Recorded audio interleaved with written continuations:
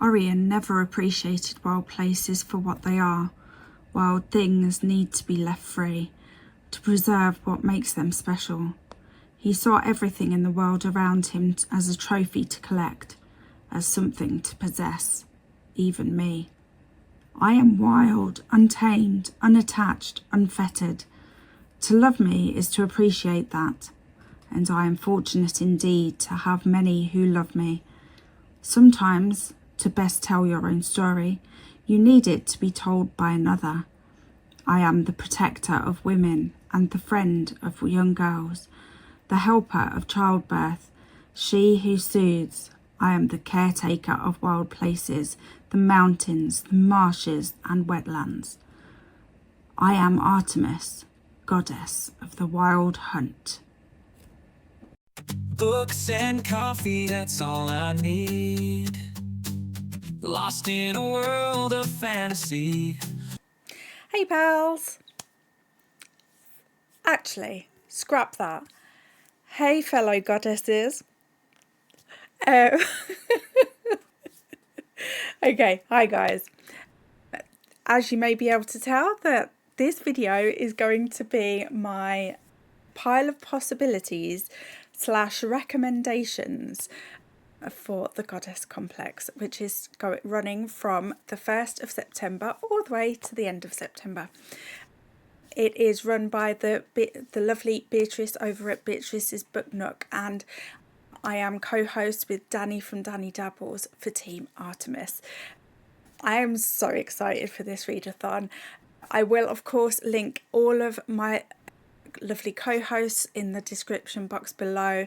Please feel free to go ahead and check their channels out. They're all fantastic in their own right. And yeah. Oh, what was that, Artemis? Hang on a second. No, they've already heard from you. I'm going to tell them now about books they can read that you may be in. I put this list together with Greek mythology in mind, just because until more recently I hadn't really delved into any books based on any other kind of mythologies that I was aware of. I obviously will have come across bits and pieces, but I didn't knowingly come across bits and pieces. Whereas Greek mythology is quite a big deal in fiction over the last few years, and we've had some pretty big releases. So I'm going to include some bigger releases and hopefully some that you may not have heard of, partly because I think sometimes we forget what's what, if that makes sense, and what counts and what doesn't. Obviously for the readathon you can get extra points for any book that is based on any mythology from around the world, but obviously the team names are Greek goddesses, so I figured I'd go with that theme. And there we go. I have read most of these. I'll let you know which ones I've read and which ones I personally recommend, which ones I'm just intrigued by. Okay, so first on the list we have The Song of Achilles by Madeline Miller. This one I have read. This one follows Patroclus. I can never say that very well. I say it really well in my head. Patroclus. Patrick.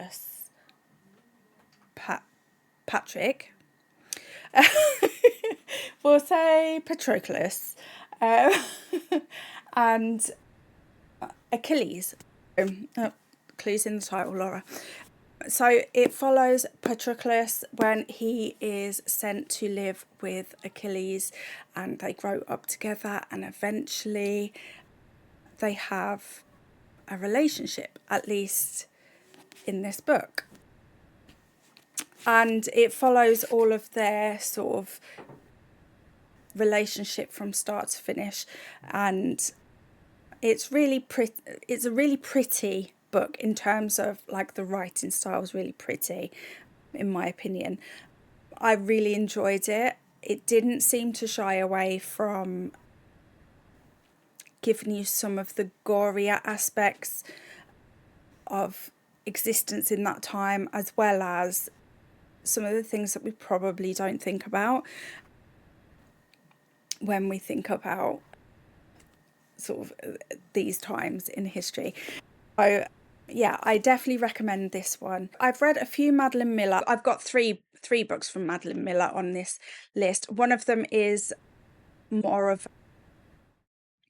a recommendation, but not necessarily for the readathon, because I think it comes under the page count for the readathon. So, but yeah, so this one I really recommend.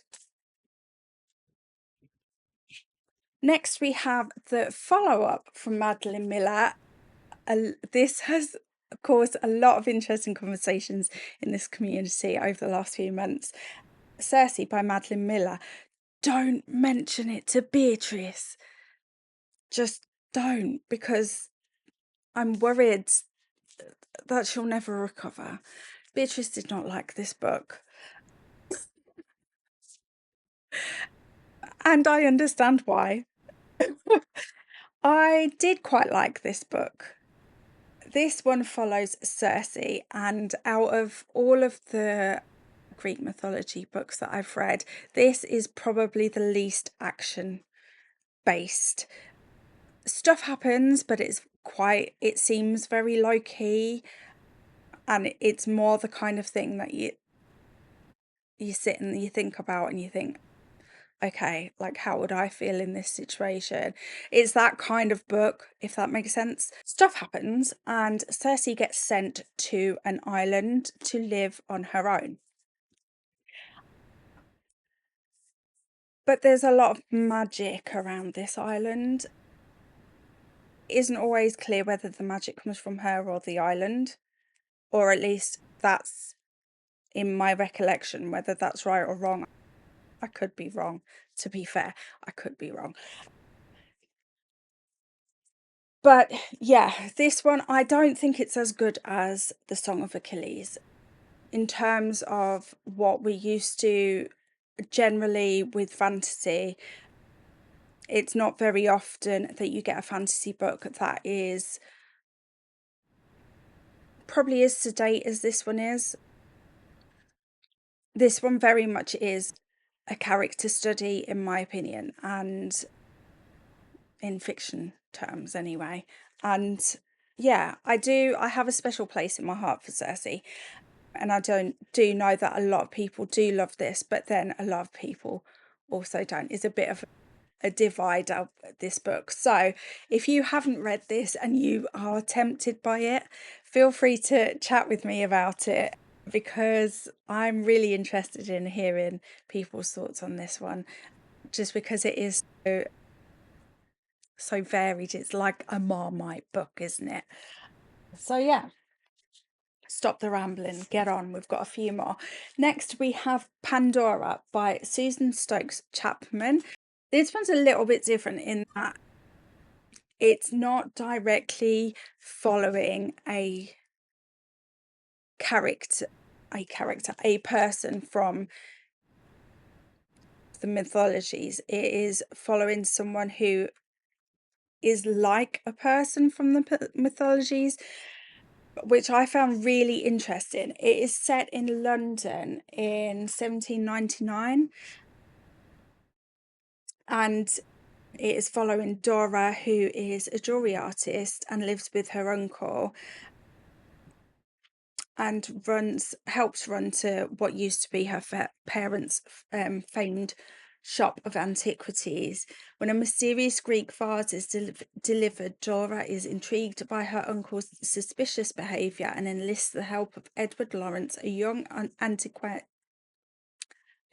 antiquarian scholar.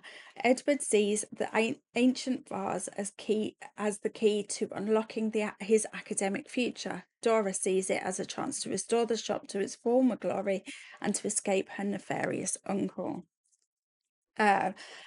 I really enjoyed this. I would say, I think because it's more of a mix of more modern history with a little bit of mythology thrown in there, it's definitely inspired by, but it's not as in your face as some of them are. I don't know if that makes sense outside of my head, but I think this would be great for someone who maybe hasn't read a lot of Greek mythology, or maybe doesn't know a lot about Greek mythology in terms of a historical, factual situation. Like for me, for instance, I have read quite a lot of Greek mythology in terms of fiction, but I haven't read a lot of actual history books, if that makes sense. But yeah, so I wouldn't necessarily know the difference between something that's factual and something that's made up for the book, kind of thing. So yeah, so hopefully me coming from that standpoint will help a lot of people, because I know a lot of people will feel quite, I don't know what the word is, maybe intimidated, I'm not sure if that's the right word, by Greek mythology, because there is that historical element, and maybe feel like they need to know a certain amount before they can read and benefit from the fictional works. But I personally don't believe that to be true, because you can always, if there's any aspects that you read that you think, oh, I wonder if that's actually true, or if that's made up for this, you can always just Google it and go down your own rabbit hole. Who doesn't love a good rabbit hole? Just saying. Okay, next we have Ariadne by Jennifer Saint. This happens to also be the Sibs Book Club pick for September. I'm really sorry if you can hear the Hoover in the background, by the way. Anyway, Ariadne by Jennifer Saint. This will be a reread for me. I did really enjoy this one, and this follows Ariadne, who is a princess of Crete and the daughter of King Minos. Ariadne and Phaedra grow up hearing the terrible bellows of a minotaur from the labyrinth. The minotaur, Minos's greatest shame and Ariadne's brother, demands blood every year. When Theseus, Prince of Athens, arrives in Crete as a sacrifice to the beast, Ariadne falls for him, but helping Theseus defeat the monster means betraying her family.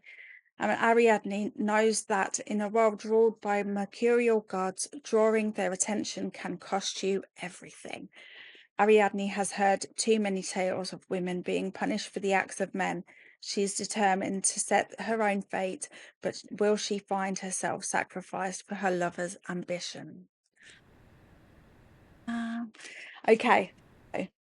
Yeah, I highly recommend this. And if you do choose to read this for the Goddess Complex, feel free to join us over at the Sibs Book Club to chat about it there as well, if you want to. More the merrier. Okay, next we have another Jennifer Saint. We've got Electra, and this one obviously follows Electra. What I really like about Jennifer Saint's titles is that she just makes it clear. She makes it clear who the main character is from the word go, and I really like that. So yeah, behind all gods and heroes there are great women. The house of Atreus is cursed, a bloodline tainted by a cycle of violence. This is the story of three women, their fates doomed by the fickle nature of men and gods.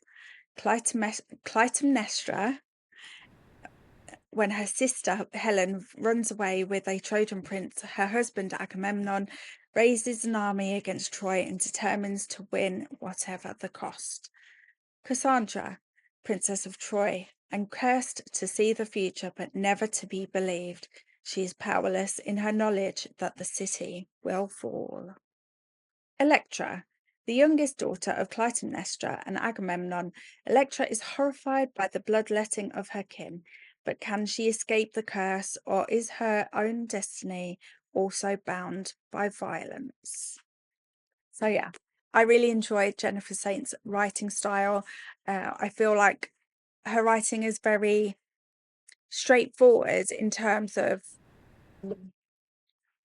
obviously some of the names are not what we're used to and things like that in modern day reading, but in terms of like how things are explained and how the world is drawn, it's very easy to understand, if that makes sense. And yeah, it's not too purple prosy. I like this one.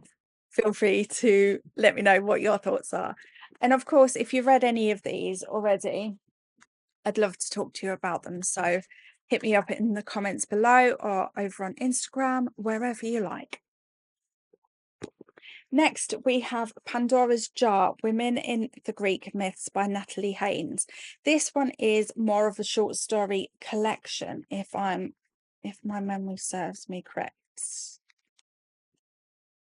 Yes, so we have a chapter on all of sort of like the main women in Greek mythology. So we've got a chapter on Pandora, a chapter on Jocasta, a chapter on Helen, Medusa, the Amazons, Clytemnestra, Eurydice, Phaedra, Medea, and Penelope. We've got a good few of them there. There's obviously more than that, but what I really liked about it was that it really tried to show what women's life was like then and what they it's still fiction, but it's got all the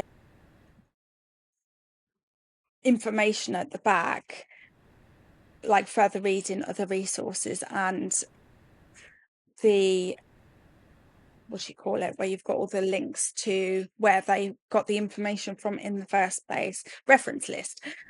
So you can, if you're interested in it, or even if you just read one of them and you think, oh, actually, I want to know more about Pandora, then obviously it helps you find your way with all of that information. And I really like that.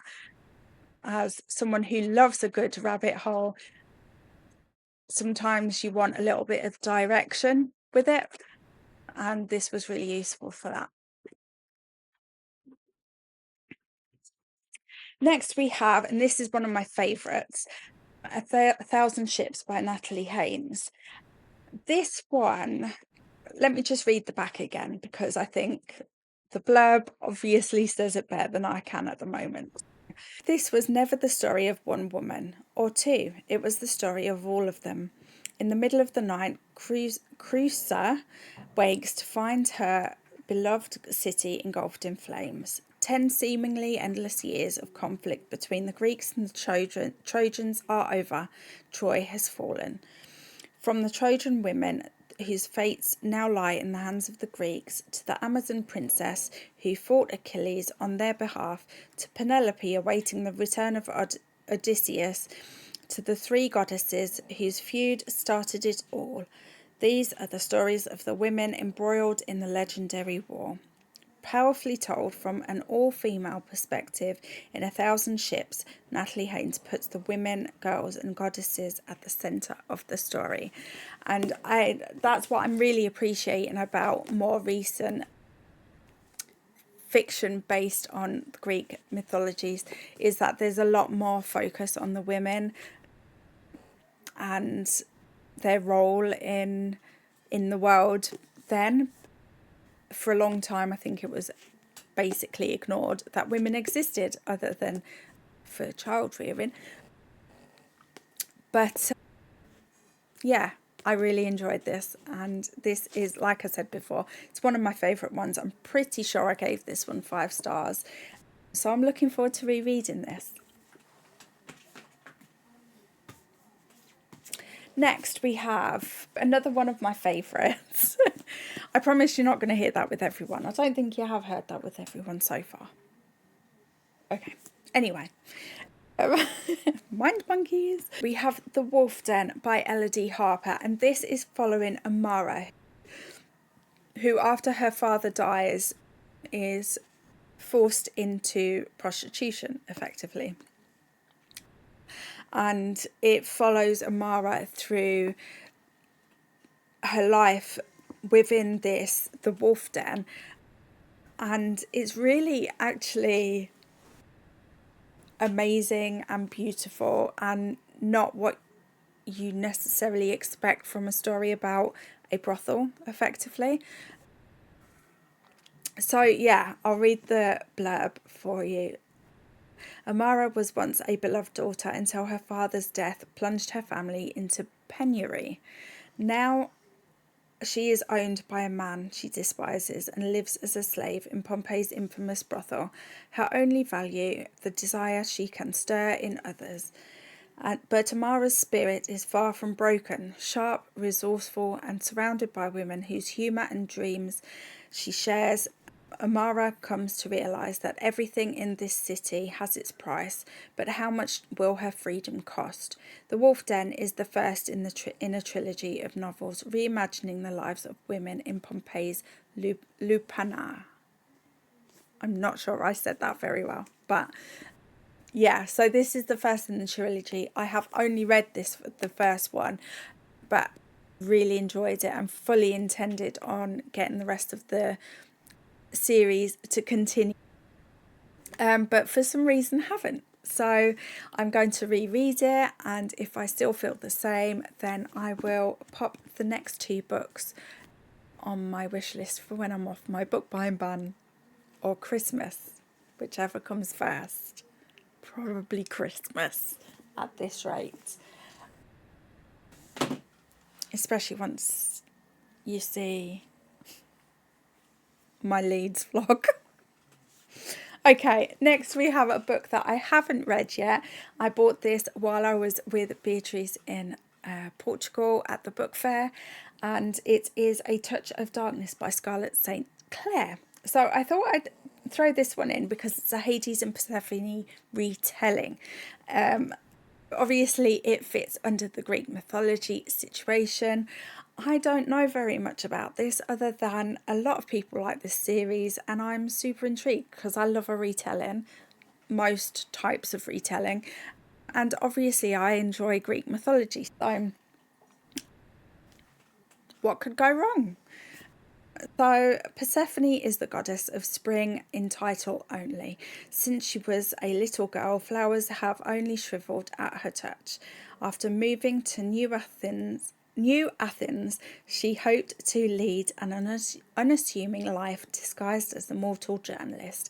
All of that changes when she sits down in a forbidden nightclub to play a hand of cards with a hypnotic and mysterious stranger.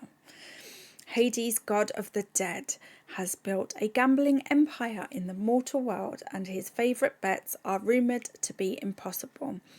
But nothing has ever intrigued him as much as the goddess offering him a bargain he can't resist. There is more of the blurb, but there's a very unhelpful sticker that I have not been able to remove. That's all you're getting. But yeah, I'm very much looking. I think so far, yeah, I think this is the only book that I haven't read previously that's on this list. So yeah. Next we have, guess what? Another one of my favourites. The Children of Jocasta by Natalie Haynes. I really enjoy Natalie Haynes' writing. I think I like it better than Madeline Miller's. I know, blasphemy, but I do. That's just how I feel, okay? So The Children of Jocasta. Jocasta is just 15 when she is ordered to marry the king of Thebes, an old man she has never met, but it is a duty to produce an heir who will alter the course of her life forever. Ismene is the same age when she is attacked in the palace she calls home. Since the day of her parents' tragic deaths, it had been the one place she felt safe, but with a single act of violence, all that is about to change. With the turn of these two events, a tragedy is set in motion, but not as you know it. The Children of Jocasta follows the lives of two forgotten women from the myths of Oedipus and Antigone, casting fresh light on these ancient and engrossing stories.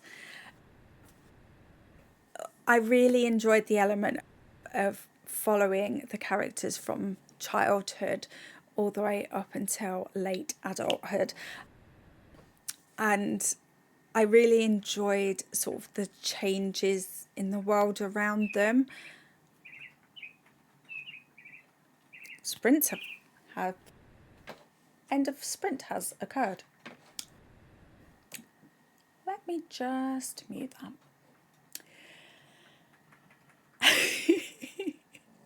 Oh dear.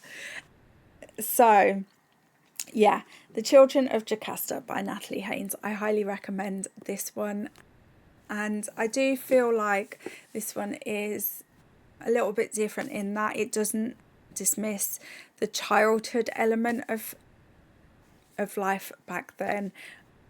I think a lot of what I've read has been about the adults. Okay, they might be teenagers when they start, but there's maybe older teenagers, or they're not really referred to as children. Whereas this makes it very clear that just how young they are at the beginning. And yeah, it was a joy to read. Okay, in parts it wasn't a joy, actually.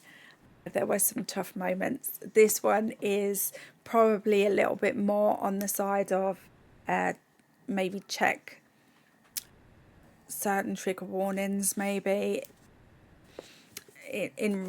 I'm referring to sexual violence and things like that. I think a lot of the Greek mythologies does include sexual violence, but it isn't always spoken about in the way that it's spoken about in here, if that makes any sense outside of my head. So yeah, but if you feel up for it, I highly recommend this one. Okay, the next one, and this one I have not read. I know. So we have the Sunbearer Trials by Aiden Thomas. And I haven't read this book yet, and I'm really excited to. I've had it on my pile for quite a while. And once I found out about the Goddess Complex, I knew I had to save it for that. Aiden Thomas writes a lot of trans characters in their books, and I am very excited. I've heard nothing but good things about Aiden Thomas's writing, so I'm very excited for this. So the blurb says, "Welcome to the Sunbearer Trials, a competition between 10 of the very best semidioses." I really don't think I'm saying that correctly. Where the winner will be celebrated and the loser will be sacrificed. Teo, the 17-year-old trans son of the goddess of birds, isn't worried. As a jade, it's unlikely he'll be chosen to compete in the trials, and even if his best friend Naya competes, she's a born and bred gold semidios with unparalleled abilities. And for the first time in over a century, Sol chooses not one but two jade competitors, Teo and Zio, the 13-year-old child of the god of bad luck. With the odds stacked against them, Teo is determined to get himself and his friends through the trials unscathed for fame, glory, and their own survival. I'm very much excited to read this. Oh, no, we're running out of space in there. Okay, next we have The Silence of the Girls by Pat Barker. This one, I read it a long time ago, which is why it's ended up on my list. And I genuinely can't remember very much about it, other than I did enjoy it, I think. I read it so long ago, I don't even have it on my Goodreads. Goodreads is new to me anyway. I don't even have it on my story graph, so I can't tell you even what I rated it. Yeah, The Silence of the Girls. It is following Queen Helen. When the Greek Queen Helen is kidnapped by Trojans, the Greeks sail in pursuit, besieging the city of Troy. Trapped in the Greek soldiers' camp is another captured queen, Briseis. Condemned to be bed slave to Achilles, the man who butchered her family, she becomes a pawn in a menacing game between bored and frustrated warriors.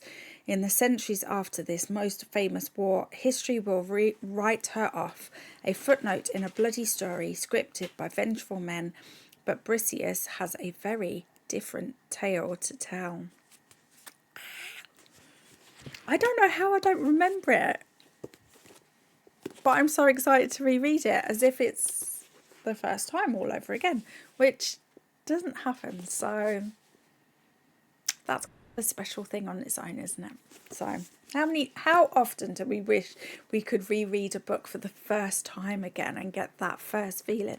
So I'm hoping that I keep not remembering, honestly. Yeah, that might be quite nice. Okay. So we have a little special mention. This one is the book that I mentioned earlier by Madeline Miller called Galatea. It is a short story, so it comes under the word count. So this might not be one you want to include for the Goddess Complex. However, I did want to give it a bit of an honourable mention because I do think that short stories, it is very hard to get a good rounded story in a short story. How many times do I want to say the word story? But this is fantastic. This was such a good time. And yeah, it is following a skilled marble sculptor who has been blessed by a goddess who has given his masterpiece the most beautiful woman the town has ever seen, the gift of life.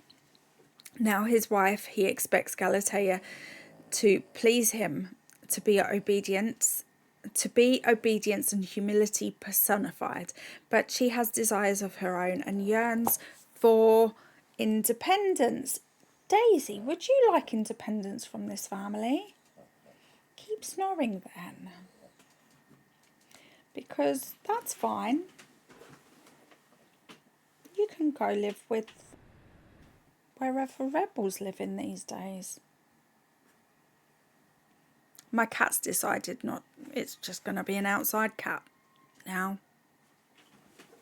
So my pets are slowly but surely leaving me. It's a sad day. Anyway, that is not fitting for Artemis, is it, at all? Anyway, so Galatea, really loved this. It was such a fun time, and it packed a powerful punch for such a short story. So yeah, I will be fitting that in just as a little reread. Okay, next we have All the Violet Tiaras, Queering the Greek Myths by Jean Menzies. Again, it's a short little book, but I think this one comes to... Oh, maybe this one's underneath the word count as well. Page count, I'm pretty sure. Okay. I have just double clarified in my brain. There is a page count of 100 pages or more to be counted as a book, but obviously if you're reading a book that's less than that, you can read... Let me read it direct from the FAQs. Although for a comic book to count, which is normally the lowest page book, you have to read at least 3 books for it to count.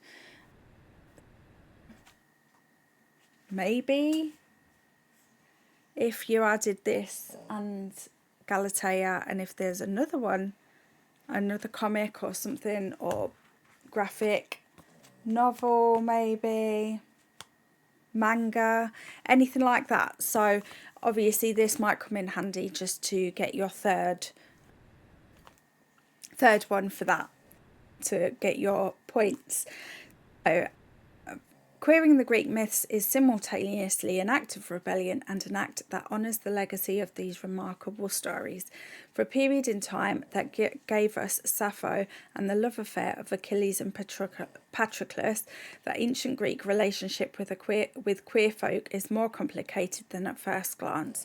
Tales as old as antiquity persevere, whether the goddess of love Aphrodite, Tiresias, the prophet who spent time as both man and woman, or the infamous Heracles.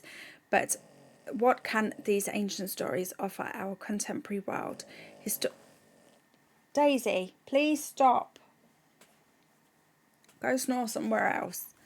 Historian Jean Menzies dives into the world of queer retellings and the Greek myths being told anew by LGBTQ+ writers, from explorations of gender and identity across millennia to celebrating queer love in its many forms. All the Violet Tiaras invites readers to discover the power to be found in remaking these myths time and again, carving a space for queer stories to be told with all the complexity and tenderness they deserve, with a goddess or two for good measure. So yeah, I saw this and thought it'd be great. So yeah, that's All the Violet Tiaras. Okay, and next I have a book that I need to tell you about, but I've left it underneath a stack of other books, so I'm going to try and remember some stuff about it. So it's called Women of Myth. We'll pop a little graphic of the cover for you here. It is a collection of descriptions and artwork showing you women through lots of different mythologies, what they mean, what they stand for, how they manifested in that mythology, and lots of interesting little tidbits. It's quite a quick read. There's a lot of artwork in it. It's a beautiful book to read. And there are several versions of it, in terms of there's one that's specifically Greek, I don't know if it's Greek myths or Greek goddesses, but the one that I have popped up, Women of Myth, is from all over the world, all different mythologies, which is really interesting because when I read it quite recently, it popped up, lots of little bits and pieces popped up that I thought, oh, I recognise that. And I've obviously read other fictional works that have included aspects of these mythologies, which was really exciting to sort of put the pieces together in my mind, if that makes sense. So yeah, so I do recommend that one. That one's a nice lighter read, as some of the mythologies can be quite heavy in terms of content, so I thought I'd throw that one in there for a nice light read. So yeah, so that's all of my recommendations / pile of possibilities. I won't necessarily get to all of these in the month of September. I may mix it up, I may read other things that fit the prompts, because obviously these prompts are open to any genre, any sort of, so if you're like me, a mood reader, I don't know, actually I think some people are more mood readers than I am, but yeah, if you're a mood reader, or if you just don't like to put any sort of restrictions on your reading, you can still take part in this wonderful, amazing new readathon. All the information is of course linked in the description box below, and hopefully I'll see you there. Let me know in the comments below if any of these books, if you've read them already, or if you are intrigued by them. Let me know what team you are, if you are already part of the readathon. And yeah, let's have a chat in the description, in the comments below. Take care. Bye. Bye, love you. Grab a cup of joe.